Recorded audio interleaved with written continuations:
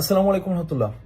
HSC 2025 সালের পরীক্ষার্থীরা বাংলাদেশের প্রত্যেকটা এইচএসসি এবং আলিম পরীক্ষার্থীর কাছে আমার এই ভিডিওটা তোমরা পৌঁছে দিবা। আমি যেই কয়েক মিনিট কথা বলবো প্রত্যেকটা বাক্য তোমরা ভালোভাবে বুঝবা, লিখবা, এগুলো নিয়ে তোমরা কথা বলবা। ঠিক আছে, চলো শুরু করি একদম ফার্স্ট থেকে। এইচএসসি 2025-এর সাথে কি কি ঘটতেছে, এই যে তোমরা মানে অল্পতেই মনে করো না শিক্ষা উপদেষ্টার পদত্যাগ চাই। বাবা, পদত্যাগ চাইলেই হবে না, শুধু পদত্যাগ করালে হবে না, আমাদের যা দাবি সেটা আদায় করে নিতে হবে। আমি তোমাদের জন্য টোটাল 6টা দাবি এখানে ঠিক করছি।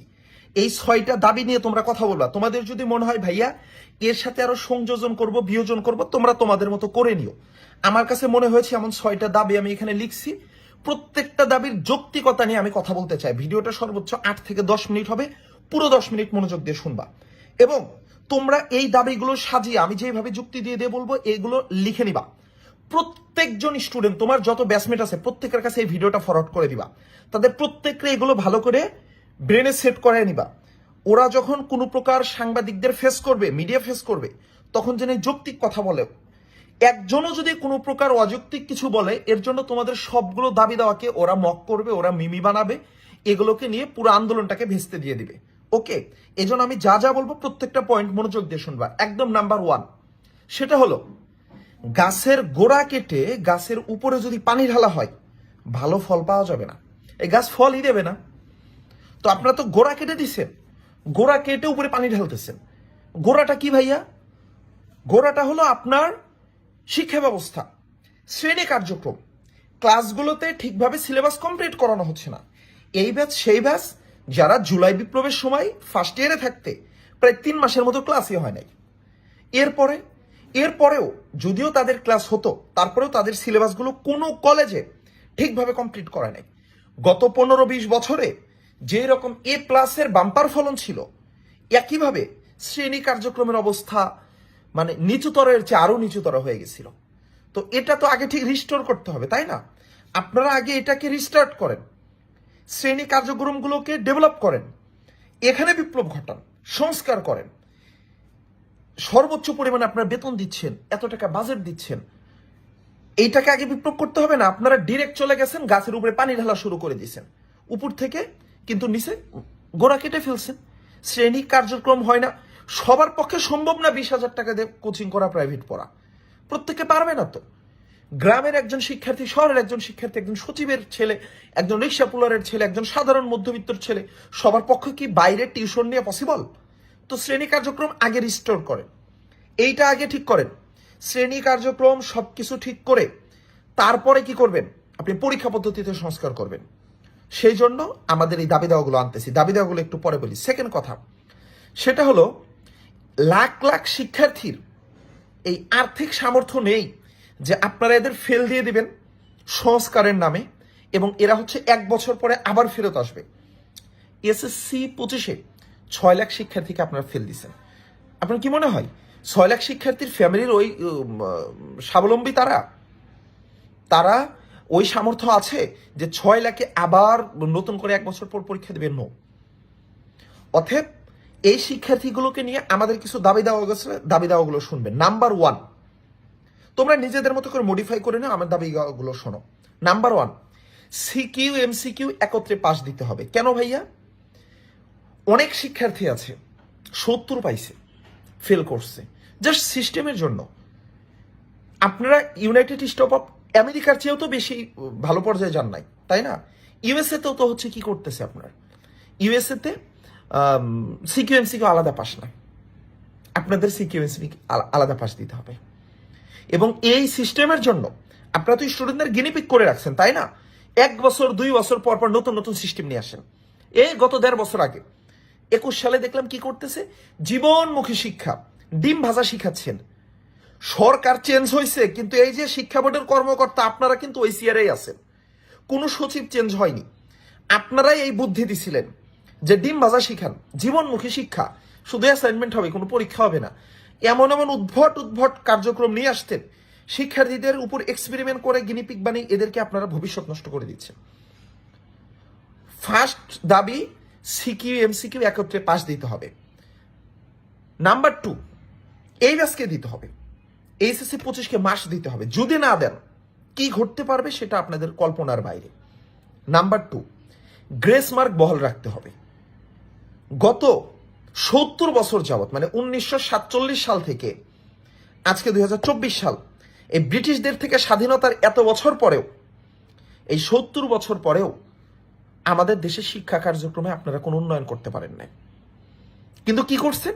হঠাৎ করে 25 ব্যাচ, তোমাদের জন্য গুড নিউজ, আমরা তোমাদের উপর এক্সপেরিমেন্ট করব, তোমাদের গ্রেস মার্ক বাদ।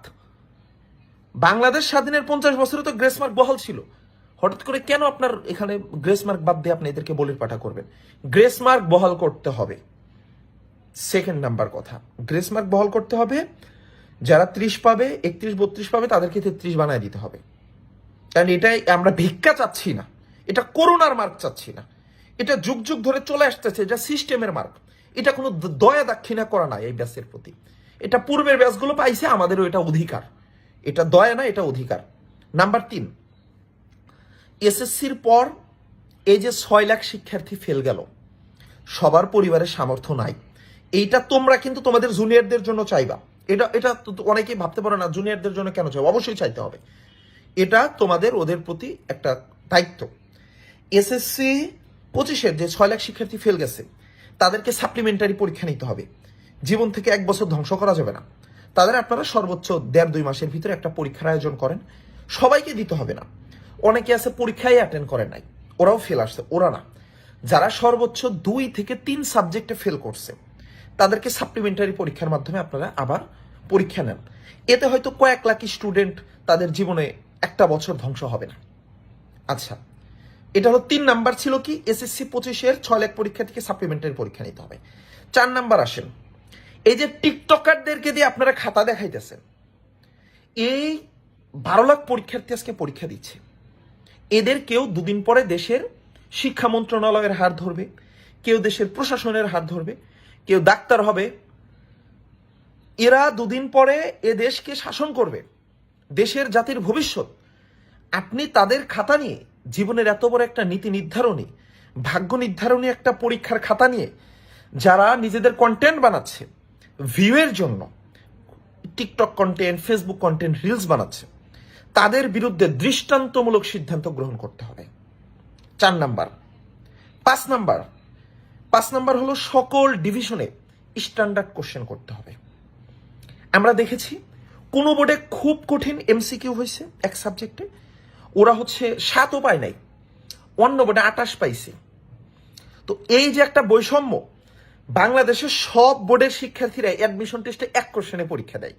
এটা ঢাকা বোর্ডের হোক, রাজশাহী বোর্ড হোক, চট্টগ্রাম বোর্ড হোক, যখন মেডিকেলে পরীক্ষা দিতে বসবে সবাই 1 কোশ্চেনে পরীক্ষা দেবে। ঢাকা বোর্ডে সবাই 1 কোশ্চেনে। তাহলে আপনি এই যে বোর্ড ওয়াইজ কোশ্চেনগুলো কোনো বোর্ডে হার্ড করতেছেন, কোনো বোর্ডে সহজ করতেছেন, এর ভিতরে একটা ব্যবধান তৈরি হচ্ছে। কেউ 4.50 পাবে, কেউ গোল্ডেন প্লাস পাবে। এই বৈষম্য আমরা মানব না। ভুলে যাই না, এই শিক্ষার্থীগুলো রক্ত দিয়ে জাস্ট 1 বছরে এখনো পূর্ণ হয় নাই, কিন্তু 11 মাস হয়েছে, এরা রক্ত দিয়ে আপনাদের ক্ষমতায় বসাইছে। আপনারা উল্টা উল্টা করেন, এরা যে আপনাদের কোথায় পাঠাইতে পারে কল্পনার বাইরে আপনাদের। 5 নাম্বারটা কি করবেন? সকল ডিভিশনে এই স্ট্যান্ডার্ড কোশ্চেনটা নিশ্চিত করতে হবে। যদি সম্ভব হয় একক কোশ্চেনে পরীক্ষা নিতে হবে। যদি একক কোশ্চেনে পরীক্ষা নেওয়া পসিবল না হয়, তবে স্ট্যান্ডার্ড মেনটেন করতে হবে। একটা আন্ত বোর্ডের একটা কমিটি থাকবে, যারা দেখবে যে সবগুলো বোর্ডের কোশ্চেন যেন সেম মানের হয়, এটা নিশ্চিত করতে হবে। শেষ কথা, গতকাল পরীক্ষা হলো, আহা, আপনারা স্টুডেন্টদের যেভাবে মূল্যায়ন করেন, কিন্তু একটা না তো, শুধু গতকাল না তো, আমরা কয়েকটা পরীক্ষায় দেখলাম বোর্ড কোশ্চেন, যেখানে লাখ লাখ শিক্ষার্থী পরীক্ষা দেবে, সেখানে কোশ্চেনে ভুল থাকে। এই কোশ্চেনে যেন ভুল না হয়, এইটা নিশ্চিত করতে হবে। এর জন্য দরকার হলে আপনারা স্পেশাল কোনো বোর্ড করেন, ব্রাঞ্চ করেন, যে স্পেশাল ব্রাঞ্চের কাজ থাকবে এই ফাইনাল পরীক্ষার প্রশ্নপত্রকে যাচাই বাছাই করার জন্য। টোটাল 6টা দাবি দেওয়া। এই দাবি দেওয়াগুলো তোমরা প্রত্যেককে ভাববা কেন এই দাবি দেওয়াগুলো বললাম, একটু 1 মিনিটে ব্রিফ করি। শুধু গাছের গোড়ায় কেটে উপরে পানি ঢেলে হবে না। আগে কলেজগুলোতে ক্লাস কার্যক্রমটাকে সুন্দরভাবে নিশ্চিত করতে হবে, তারপরে আপনি পরীক্ষা কার্যক্রমকে কঠোরতা আনেন।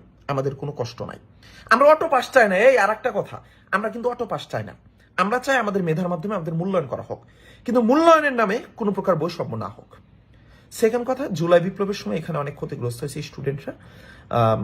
এর জন্য হঠাৎ করে এই শিক্ষাবর্ষের 25 ব্যাচের উপরে আপনারা এই গ্রেস মার্ক উঠায় দিয়ে এটা একটা জুলুম করা হবে। এই গ্রেস মার্ক চাওয়াটা খুবই কোনো দয়া দক্ষিণে চাওয়া না, যুগ যুগ ধরে আসতেছে, তাই এটা দিতে হবে। এবং 6টা দাবি দেওয়া হলো। নাম্বার 1, সিকিউ এমসিকিউ একসাথে পাস দিতে হবে। নাম্বার 2, গ্রেস মার্ক বহাল রাখতে হবে। নাম্বার 3, এসএসসি 25-এর 6 লাখ পরীক্ষার্থীকে এদের ভিতর যাদের 2টা থেকে 3টা পরীক্ষা সাবজেক্টে ফেল গেছে তাদের সাপ্লিমেন্টারি পরীক্ষা দিতে হবে। এবং এইচএসসি 25-এরও যাদের এমন হবে তাদেরকে সাপ্লিমেন্টারি পরীক্ষার মাধ্যমে এদের জীবন থেকে যেন একটা বছর লস না হয়, কারণ প্রত্যেকের ফ্যামিলির ওই সামর্থ্য নাই। এখানে লাখ লাখ শিক্ষার্থী ঝরে পড়বে, এর মাধ্যমে দেশ জাতি ক্ষতিগ্রস্ত হবে, দেশের ভবিষ্যৎ ক্ষতিগ্রস্ত হবে। নাম্বার 4, টিকটকারদের মাধ্যমে যারা খাতা দেখেছে তাদের প্রত্যেকের বিরুদ্ধে দৃষ্টান্তমূলক শাস্তির ব্যবস্থা নিতে হবে। নাম্বার 5, সকল ডিভিশনে স্ট্যান্ডার্ড কোশ্চেনে এক্সাম নিতে হবে এবং এক্সামের আগে কোশ্চেন চেক করার জন্য, এটা হলো 6 নাম্বার, একটা স্পেশাল ব্রাঞ্চ করতে হবে যাদের কাজ হবে এই কোশ্চেনগুলো 6টা বোর্ডের ভিতরে বা 8টা 10টা বোর্ডের ভিতরে কোশ্চেনের মান যেন স্ট্যান্ডার্ড যেন ঠিক থাকে এবং এখানে কোনো প্রকার যেন ভুল না হয়। আপনারা একটা শিক্ষকদের একটা এক্সপার্ট বোর্ড করে তার মাধ্যমে এটা নিশ্চিত করবেন।